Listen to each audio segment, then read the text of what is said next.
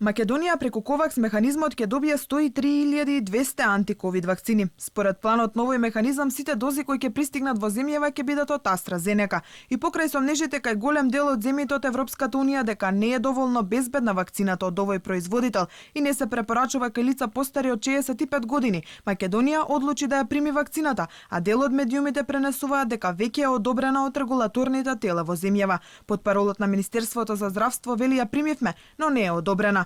Преку Ковакс механизмот во регионот најмногу вакцини ќе добие Србија 345.600 дози, Босна и Херцеговина 180.000, Албанија 141.600, Косово 100.800 дози и Црна Гора 184.000 дози. Првата фаза од дистрибуцијата вклучува 336 милиони дози од вакцината на AstraZeneca и Оксфорд, како и 1,2 милиони дози од вакцината на Pfizer и BioNTech, но планот е необврзувачки и може да се промени, стои во документот. Инаку Франција и Швајцарија одлучија засега да не ја одобрат вакцината на AstraZeneca и Универзитетот Оксфорд поради немање доволно податоци за ефикасноста и ризиците од неа. Швајцарските здравствени власти велат дека откако ќе ги добијат резултатите од испитувањата, доколку се е во ред, може веднаш да издадат одобрение за употреба, иако имаат нарачано 5,3 милиони дози од вакцината.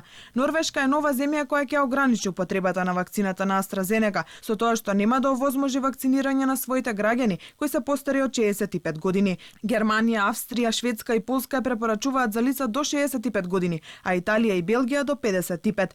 Вакцината на Оксфорд и AstraZeneca е веќе одобрена во 50 земји и тие тврдат дека таа дава 76% заштита 3 месеци после првата доза, што се зголемува со втората доза.